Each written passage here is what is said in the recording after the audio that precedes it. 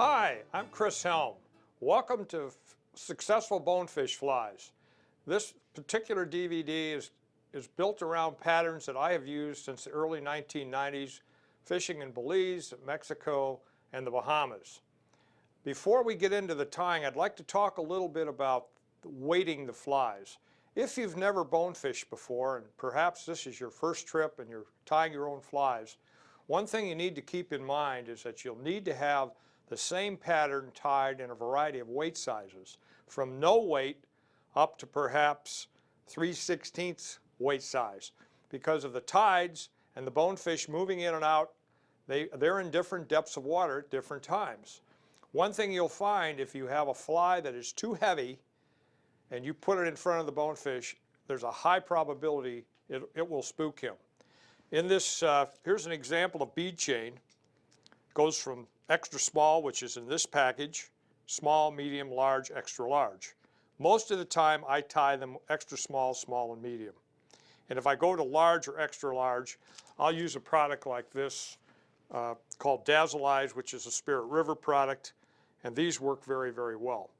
And if you're going to get into mudding for bonefish, where they might be in 5 to 7 feet of water, and you're not flats fishing in a true sense of the word, you're casting into the mudded area and you're just stripping the fly along the bottom. Usually the heavier flies will work better because it'll get the fly down to the fish a lot quicker. I'm going to tie on a Daiichi 2546 number 6. I tie most of my bonefish flies on size 4 and size 6. There may be some areas that you might fish that perhaps an 8 might be required. But if you contact the lodge or the guides that you're fishing with, they'll advise you as to what hook sizes are most appropriate for the particular area that you happen to be fishing.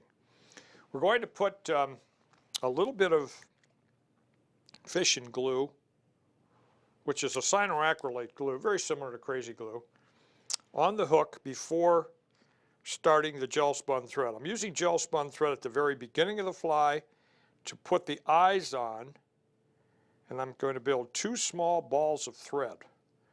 And what the gel spun, or what the cyanoacrylate does, is bond that to the hook. You leave a little space between those 2 little balls of thread, cut off the excess gel spun, and I'm using a medium size bead chain on this particular pattern. Could tie it again with the very fine, very small ones. And also, you can use little plastic eyes that you can buy in a craft store that have no weight, but they give the eye appearance, but there's absolutely no weight, or virtually no weight.